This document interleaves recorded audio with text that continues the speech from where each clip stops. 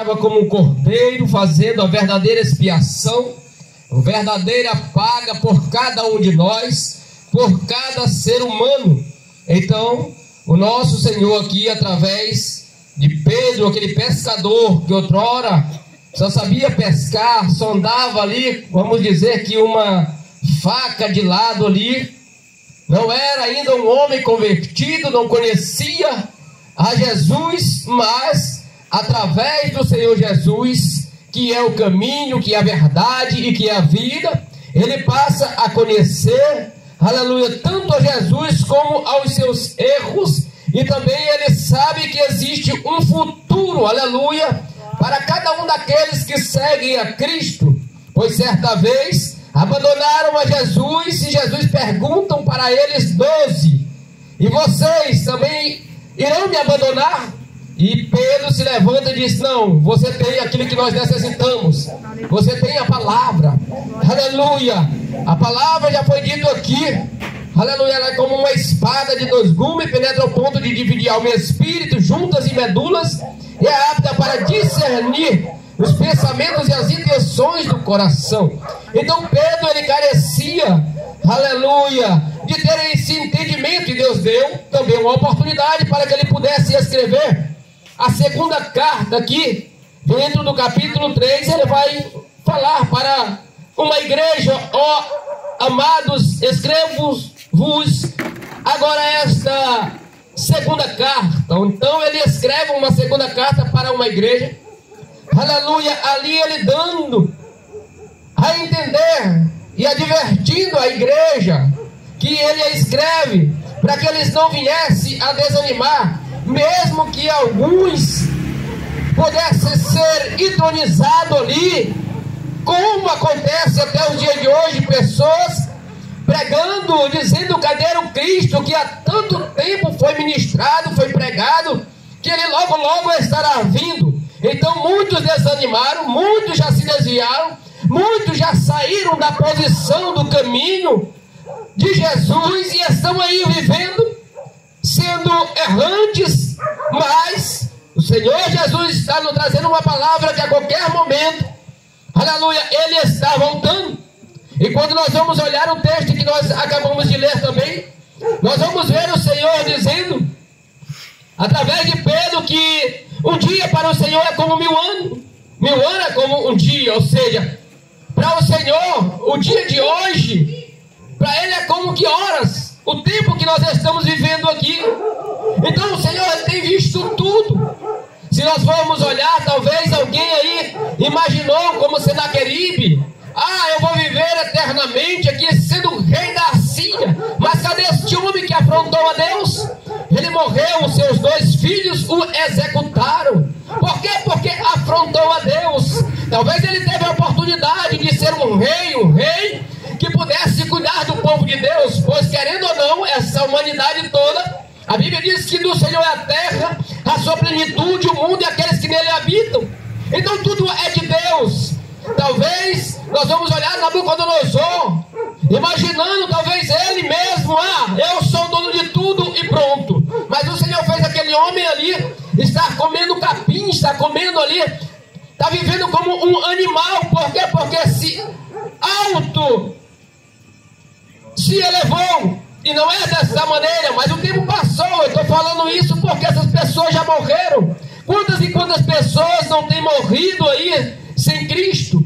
Mas eu quero dizer para a igreja que o amanhã às vezes não nos pertence, mas se nós formos olhar para dentro da palavra de Deus, existe algo que nos dá um respaldo, que nós podemos até imaginar no amanhã. Nós podemos sim, falando de outra maneira. O Senhor Deus disse um certo dia para Moisés: Moisés, fala para o povo, santifica o povo hoje, amanhã e ao 3º dia eu vou estar indo de encontro com eles. Aleluia, ou seja, Jesus. Através da santificação nós temos o amanhã. Oh, glória aleluia, a Deus. através da santificação nós podemos ver Deus. Aleluia. Aleluia. Aleluia. Glória a Deus. Assim Deus no 3º dia se apresenta para o povo, mas o povo mesmo estando santificado, eles temeram a Deus. Moisés, fala com Deus, tudo que ele falar para ti e você falar para nós, nós vamos atender. Então A Bíblia diz que um dia todo joelho vai se dobrar diante de Deus. Mas eu quero te dizer, estar diante de Deus como filho deve ser maravilhoso. Aleluia. Mas estar diante de Deus futuramente para ser julgado vai ser uma tristeza. E tristeza essa grande. Então Pedro está advertindo que Deus, o tempo de Deus, que no original chama Kairos, ele não está preso ao tempo do homem, que é chamado de Cronos. Não, o tempo do homem é pouco. Já nos mostra o salmista, o Salmo 90 vai nos mostrar, aleluia, que o homem, ele chega a 70. Talvez por causa do seu vigor, ele pode chegar até 80. Porém, isso é câncer e infarto. Logo ele morre. Mas aí, nós estamos hoje aqui ministrando e pregando e falando que o Senhor Deus, aleluia, está dizendo assim: eu quero é que todos venham a reconhecer a mim como Salvador da terra. Aleluia. Porque o tempo está próximo. O tempo está vindo. Que tempo é esse? O tempo da ira de Deus. Mas existe também o tempo da salvação. A porta da graça hoje ela é aberta para aqueles que estão ouvindo essa palavra. Aleluia. Foi o Senhor Deus, o Senhor Jesus, e nos deu essa palavra, entregou para a igreja, chamada de Pedro. Daí Pedro começa a ministrar a palavra. Espalhe o evangelho, não somente você, mas todos os discípulos. Aleluia. Aleluia. Fazei discípulos, pregai, ide ao mundo, porque o reino de Deus, Jesus tinha chegado, louvado seja Deus, e ele se faz presente. A Bíblia diz que ele anda no meio do castiçal de ouro. Aleluia. Castiçal é aquele que tem o Espírito Santo. Aleluia. Castiçal é aquele que é luz. O castiçal é aquele, aleluia, que anda aceso 24 horas como lamparinas ambulantes nesse mundo. E o mais maravilhoso de tudo, sabe o que é? Que hoje o mundo ainda ele vive porque a igreja conserva. Imagina o pecado, que ele destrói a carne. O pecado ele é como uma podridão. Mas o sal que existe na igreja hoje ainda conserva. No dia que a igreja subir, ou seja, o sal for embora, vai ficar só podridão. Só treva vai ficar. Imagina, você quer ficar num lugar desse quando a igreja, o corpo de Cristo subir? Não queira ficar nesse tempo dessa maneira, não. O Senhor está dizendo: o que eu quero é que vocês cheguem ao pleno reconhecimento. Aleluia. O pecado ele destrói, o pecado ele traz maldição, o pecado deixa o ser humano escravo. Não queira ser escravo do maligno, não, mas queira ser livre. Se o Filho vos libertar, verdadeiramente sereis livres. Só Jesus pode libertar. E a Bíblia está nos ensinando o que é que nós devemos fazer. Existe um encontro de Nicodemos com Jesus, um homem que tinha a palavra de Deus. A palavra naquela época era lei, porém a graça ainda não tinha entrado nele, ele ainda não tinha entendido nada. É por isso que existe uma pergunta: como é que eu posso entender a palavra de Deus se não tem ninguém que explique? Então a igreja está aqui hoje falando para vocês, explicando que existiu um encontro de um homem culto, um homem esse que tinha a palavra de Deus, mas ele não entendia o que é a graça, o favor imerecido que Deus, aleluia, te deu através de Jesus, por meio da expiação, sendo derramado ali um sangue na cruz do Calvário. Aleluia. Aleluia. Quantas e quantas pessoas não já desceram a tumba fria, porém o corpo ficou, o resto subiu. Queira, meu querido, um dia você vai morrer assim como eu, mas queira subir, não queira descer. E o mais maravilhoso de tudo é que João, aquele que estava na ilha de Pátimo, o evangelista, ele vai dizer que ele vê um novo céu e uma nova terra. E o maravilhoso de tudo é que aquele que está lá, assim como existe o novo céu e a nova terra, a mente dele é renovada. Aleluia. A mente dele é outra.